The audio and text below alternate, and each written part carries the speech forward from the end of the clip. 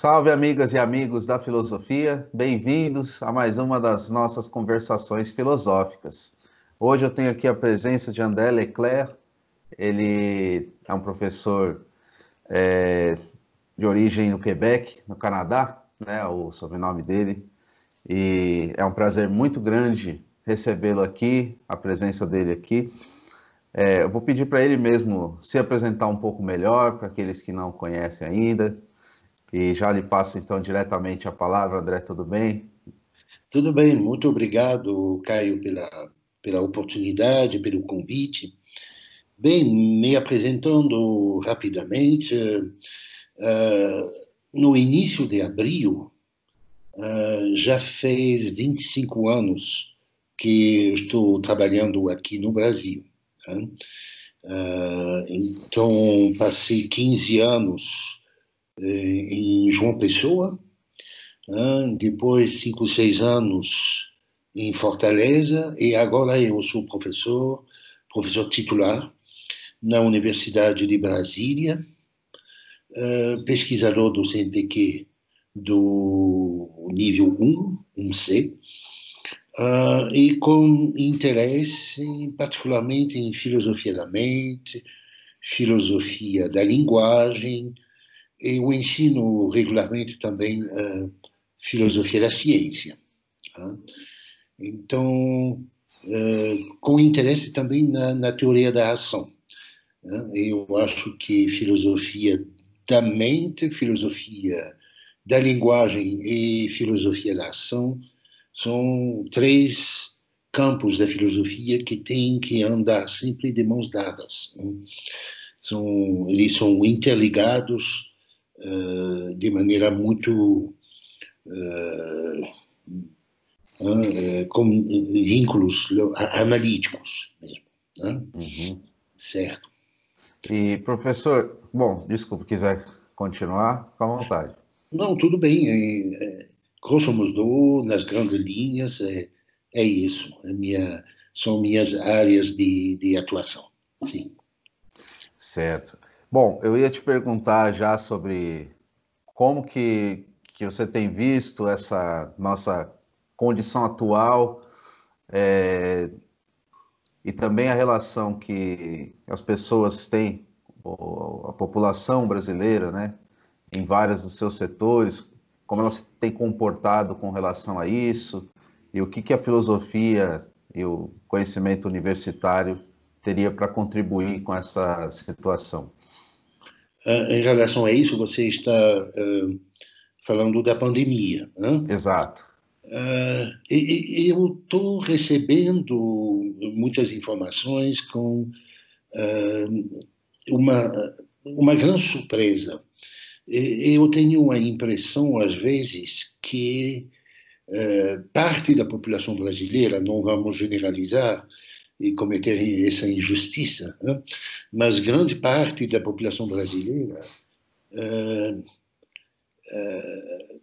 facilmente acredita em praticamente qualquer coisa, né? No jargão técnico, chamamos isso de irresponsabilidade epistêmica, né? Ou credulidade popular, né? A gente vê isso nas igrejas, particularmente as igrejas evangélicas, né? Se você me dá o valor de um aluguel, então vai ficar de bem com Jesus. O, compra alguns feijões mágicos e vai ficar protegido contra a pandemia, né? Bom, essas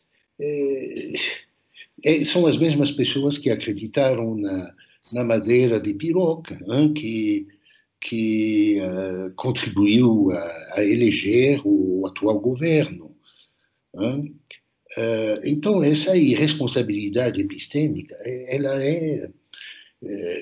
é perigosa, né? Vemos que no final da linha tem gente morrendo, né? É, eu lembro esses dias uma frase que aparece no primeiro discurso da famosa lógica de Port-Royal, La logique ou l'art de penser. E aí o grande Arnaud de Port-Royal diz o seguinte: o bom senso não é a coisa do mundo mais bem compartilhada, e não existe asneiras tão idiotas que elas não acabam encontrando mentes que lhes são proporcionadas, né? Então, temos ouvido coisas profundamente ridículas, entre pessoas que acreditam que a Terra é plana, que recebem orientações ideológicas de um astrólogo decadente e que parece passar regularmente por crises de demência senil, que acredita que Theodor Adorno escreveu a letra das canções dos Beatles e outras coisas do tipo. Quando eu conto essas coisas para amigos lá no Canadá, a reação são gargalhadas. É uma situação realmente profundamente ridícula. Recentemente, esse mesmo astrólogo terraplanista declarou que a ciência torna a gente burra. Mas a ciência é a forma mais acabada de conhecimento que temos. E não é a única. Eu não sou um cientificista. É claro que podemos aprender coisas fabulosas na poesia, na literatura, na história, mas a ciência é a forma, permanece, continua sendo a forma mais acabada de conhecimento que temos. Graças a um conjunto de procedimentos que dilui a subjetividade das pessoas, exigir confirmações que podem ser reproduzidas, testes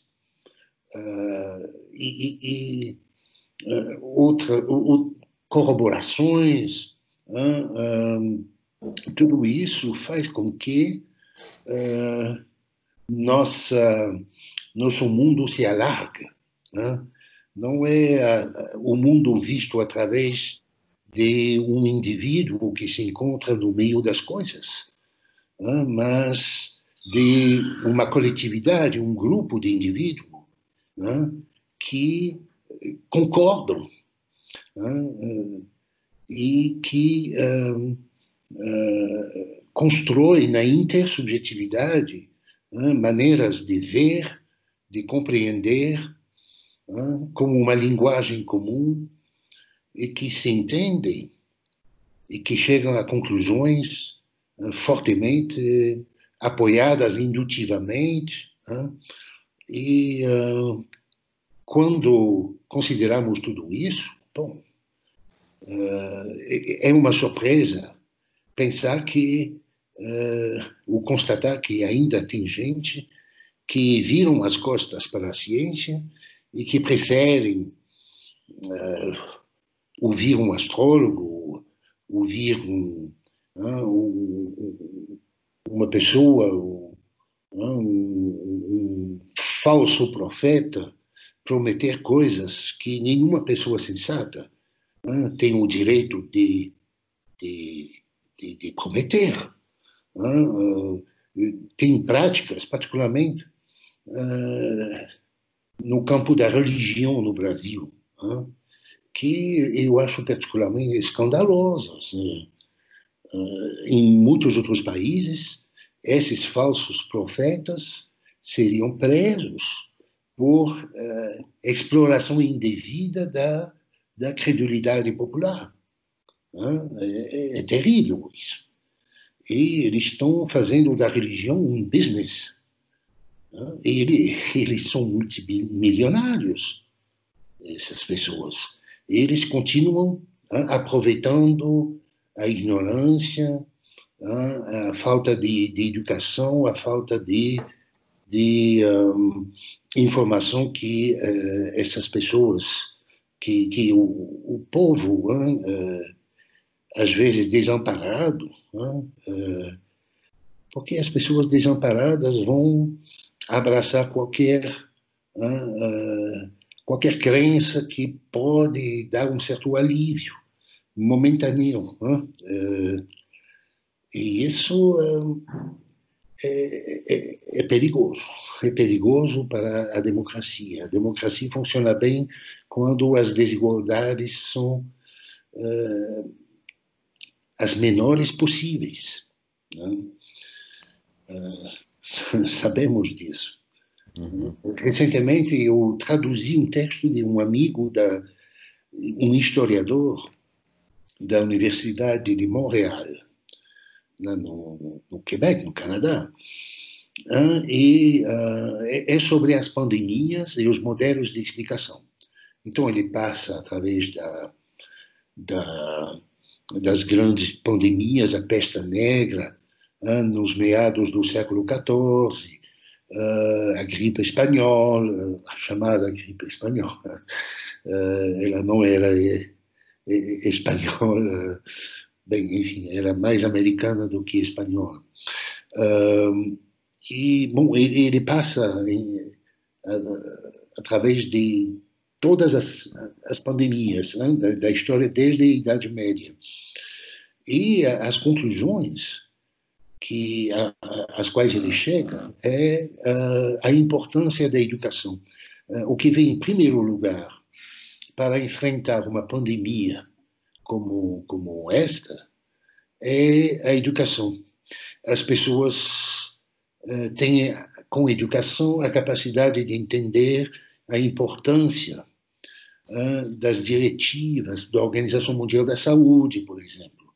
No Brasil não funcionou muito bem, porque o ideal de 65% 70% da população em isolamento social nunca foi atingido.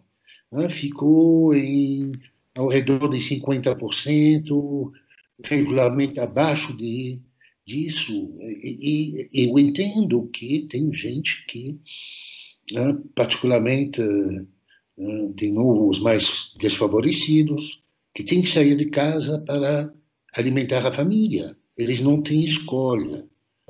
Então, aí, de novo, as desigualdades matam, no final da linha, matam. Mas a educação é fundamental e é o primeiro passo a dar no futuro. Eu espero que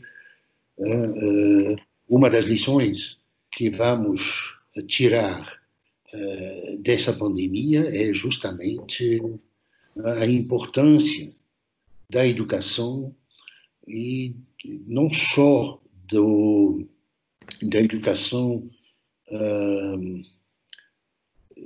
nos setores como a saúde, a engenharia, etc., mas em todos os setores. As humanidades têm uma importância enorme.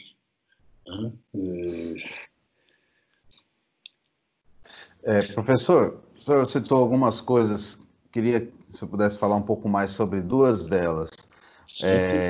Uma delas é essa questão que o senhor chamou de irresponsabilidade epistêmica e que tem a ver com a circulação das mentiras nesse estágio de progresso técnico que nós estamos, né? Com as chamadas fake news e sua ampla difusão.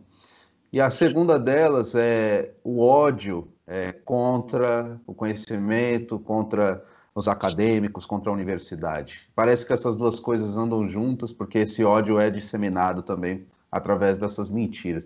O que o senhor acha que a gente poderia fazer para enfrentar isso e como que você vê isso? Não é uma questão fácil. É urgente encontrar soluções. Suas questões são extremamente relevantes. Temos que ficar em pé e enfrentar. Usar o que está fazendo hoje, dando a oportunidade, não só para mim, mas para outros professores que você anda entrevistando. Isso é uma opção, é uma possibilidade. Né? Os jornais publicam artigos, né? Tem ainda pessoas lendo jornais. Né? O texto que eu traduzi com a revisão de minha esposa, que é doutora em educação, foi publicado na página do Instituto de Ciências Humanas e do Departamento de Filosofia. São pequenas coisas, cada uma pode refletir sobre o que pode ser feito para enfrentar e eu fico chocado com a desvalorização das humanas, particularmente no contexto atual. Isso já aconteceu em outros lugares, particularmente o caso do Japão.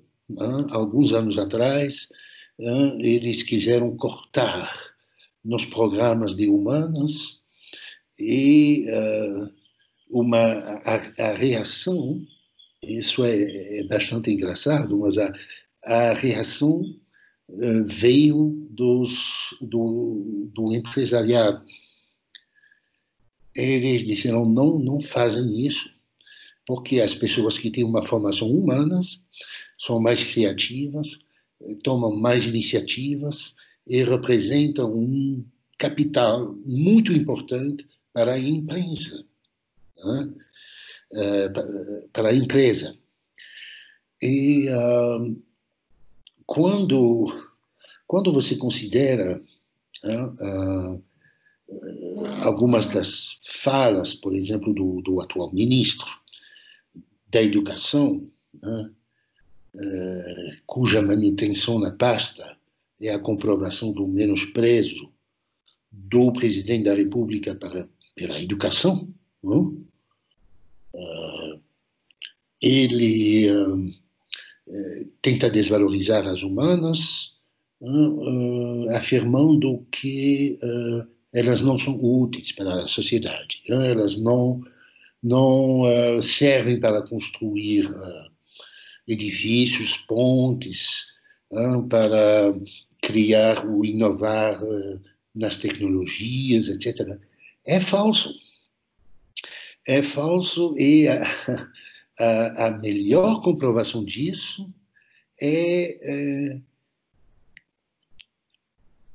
olha, há uma revolução na economia mundial que foi o resultado da criação de computadores, máquinas inteligentes. De onde vem isso? Vem das reflexões filosóficas de um matemático inglês, vem das reflexões de um lógico continuador de Frege, Gottlob Frege, o grande filósofo e matemático alemão.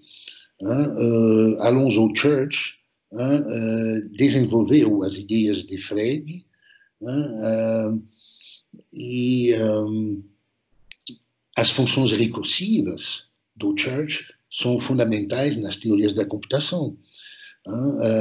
A definição da verdade de Tarski, que é um lógico e filósofo, também entra nisso. As reflexões sobre a linguagem, particularmente na teoria dos atos de fala, com Austin, Searle, Daniel van der Wecken, são extremamente importantes para tornar computadores mais interativos, para fazer com que os computadores possam reconhecer uma afirmação e distinguir uma afirmação de uma ordem, de uma definição estipulativa, Bom, essas sutilezas dependem da análise filosófica, né? Então, dizer que não tem nada a ver com é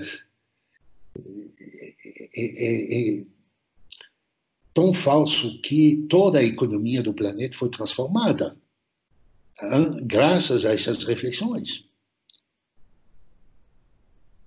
Então, tem algumas afirmações que são feitas com base numa ignorância, e aí lembra uma declaração de Karl Marx famosa, a ignorância nunca serviu ninguém.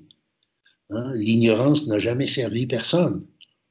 Uma declaração que ele fez em francês numa reunião com amigos lá em Paris. Mas, bom, não é tão difícil rebater. É importante fazê-lo, e há uma reação que está sendo esboçada entre não só entre os filósofos, historiadores, outras faculdades, letras, que se organiza, que se esboça e que mostra a necessidade de... Quando você tem um ministro da educação que comete erros crassos de português, não fica bonito para o governo de maneira geral e para quem toma realmente a educação a peito.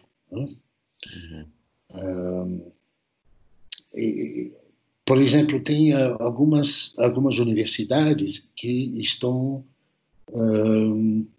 tentando agora compensar a decisão do CNPq de não oferecer bolsas do programa de iniciação científica às humanas.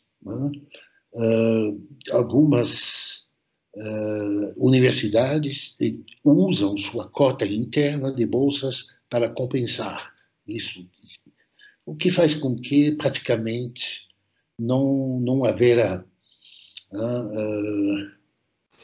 não vamos sentir os efeitos dessa decisão. Então, eu acho que, aos poucos, ninguém inicialmente pensava que seria tão ruim as atitudes tomadas por este governo, mas estamos conseguindo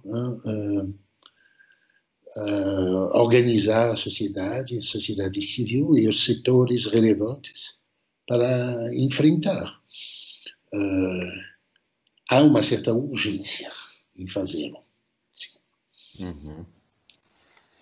E o senhor acha que a questão das mentiras, das fake news, é uma questão apenas de verdadeiro e falso, ou tem também uma predisposição das pessoas em reforçarem seus preconceitos e coisas que... como que a gente poderia avaliar essa questão? É muito estranho. Tem algumas crenças que têm um caráter bem particular. É bem diferente das crenças no sentido lógico. No sentido lógico, uma crença é só a atribuição de uma propriedade a um objeto, digamos, no caso mais simples. Bom, isso pode ser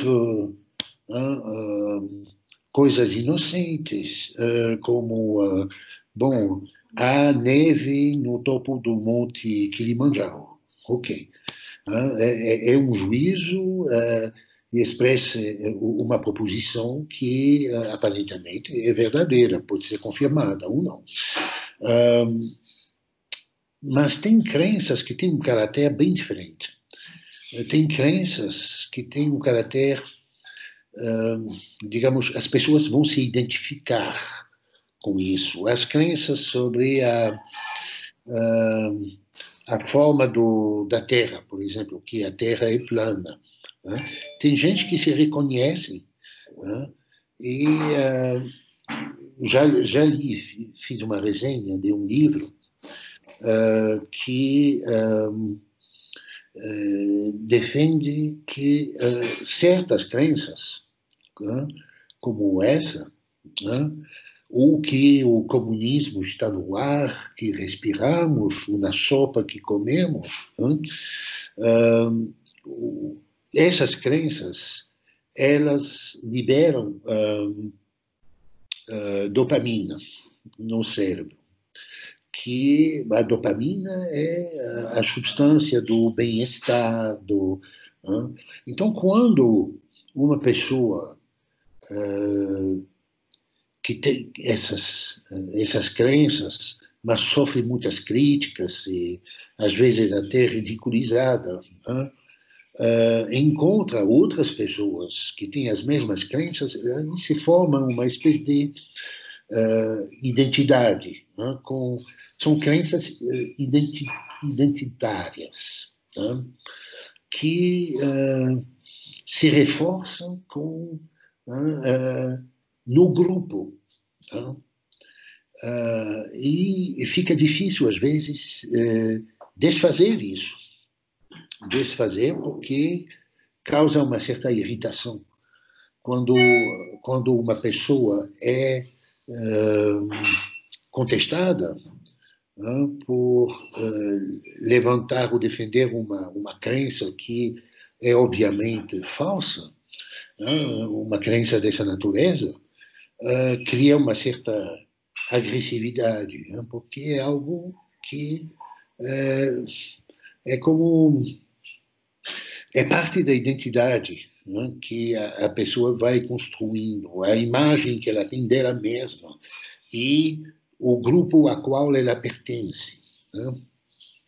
Então, isso é um fenômeno um pouco novo. Nas ciências cognitivas tem gente começando a estudar essas coisas.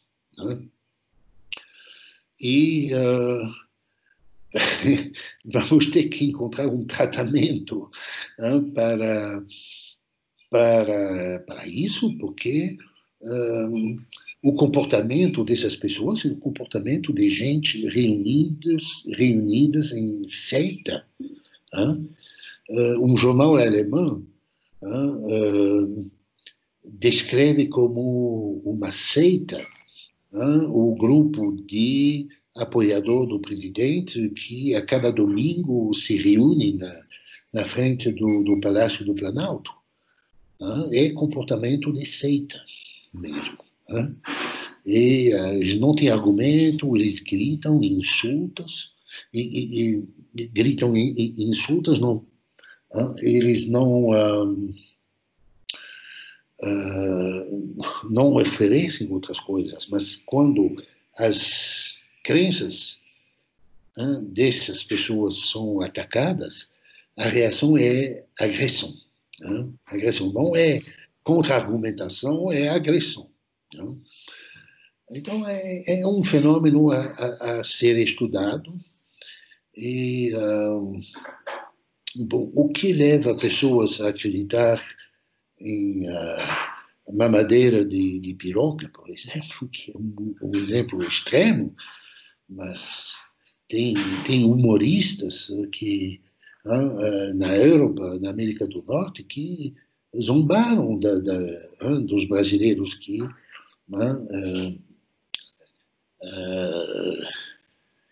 votaram como eles fizeram com base em ideias como essas. Bom, eu acho que a educação deveria fazer o resto. Com uma educação sólida, com uma educação sólida, podemos evitar alguns comportamentos dessa natureza. Sim. Uhum. André, vou falar um pouquinho de filosofia agora, pensando na nossa universidade, pensando os diversos campos de filosofia que temos no Brasil, que são muitos, né? E muitos que estão aí bastante desenvolvidos nas últimas décadas. A gente teve uma expansão grande, né? Na filosofia. Como que você vê um debate que é herdado, né, da filosofia europeia e estadunidense, norte-americana, que é aquele debate famoso entre os continentais e os analíticos? Como que seria a sua visão a respeito desse ponto da divisão entre essas duas tendências da filosofia mundial aqui no país, uma vez que o senhor tenha dado aula aqui já há bastante tempo e tudo mais?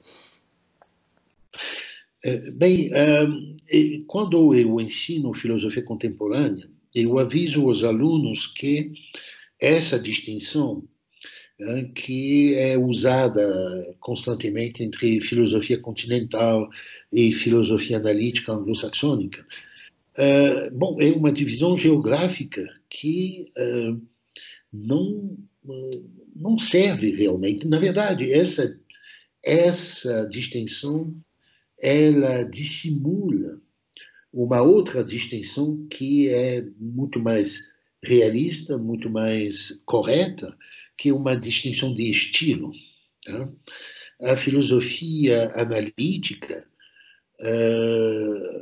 que se desenvolveu mais no mundo anglo-saxônico em primeiro lugar, mas que hoje tem filósofos analíticos de primeira linha no mundo inteiro, ela é mais centrada assim, na análise lógico-linguística.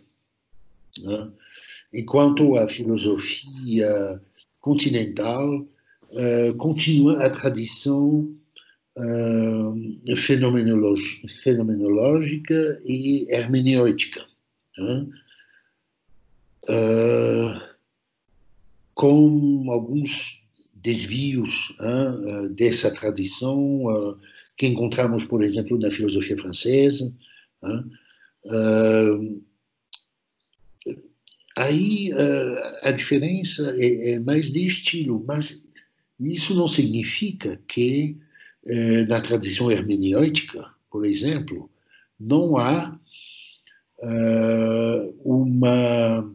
um foco sobre a linguagem. A linguagem é central. É central na tradição fenomenológica. A gente não deve esquecer que a fenomenologia, a primeira obra importante da fenomenologia, que são as investigações lógicas de Husserl, começam com reflexões filosóficas sobre o status das leis lógica e da lógica e a primeira investigação é sobre a linguagem, os atos que conferem significado. Bem, nessa tradição, a linguagem sempre foi importante, mas a experiência é uma descrição direta da experiência continua sendo de uma importância decisiva. Uma crítica que o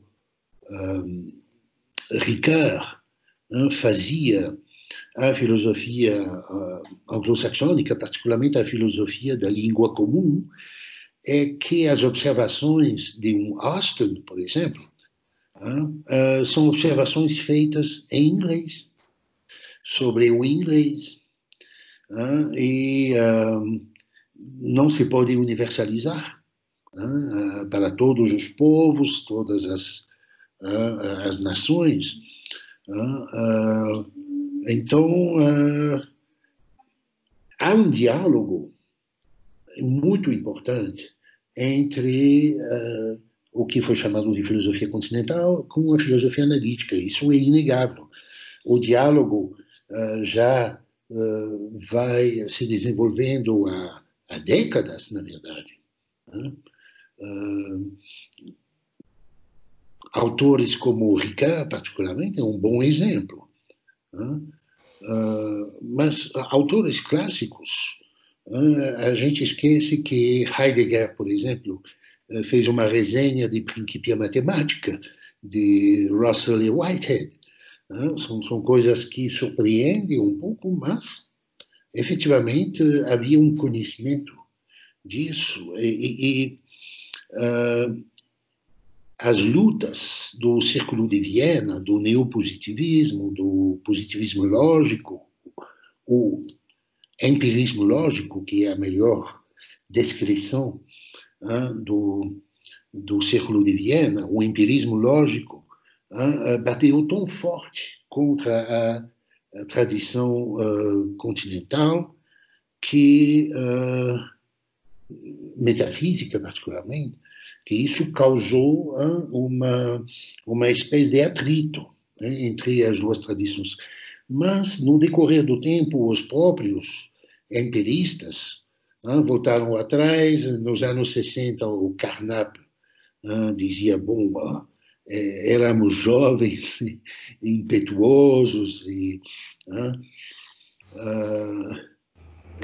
Gustav Bergman, que era membro do Círculo de Viena, escreveu um livro intitulado A Metafísica do Círculo de Viena. Bom, isso é uma confissão de que, bom, afinal, não se pode escapar disso. E depois, com as obras de Strawson sobre Kant, sobre os indivíduos, a metafísica analítica ganhou em popularidade e é praticada hoje. É uma coisa... os trabalhos de Armstrong sobre as propriedades, sobre a oposição tradicional entre nominalismo e realismo, são obras extremamente importantes. E a tradição analítica, que era muito centrada na lógica e na filosofia da linguagem, se abriu muito. Tanto que hoje se fala de filosofia analítica broadly construed, reconstruída amplamente, largamente. Isso faz com que facilita o diálogo entre as tradições. A recepção é muito mais fácil e bom, hoje tem uma filosofia analítica da religião, uma filosofia analítica da política, enfim, não tem um campo tradicional da filosofia que hoje não foi absorvido de uma maneira ou outra pela filosofia analítica. Isso inclui a história, a própria história da filosofia. Inicialmente, os filósofos analíticos não tinham muito interesse na própria história da filosofia, mas isso mudou completamente. Hoje tem histórias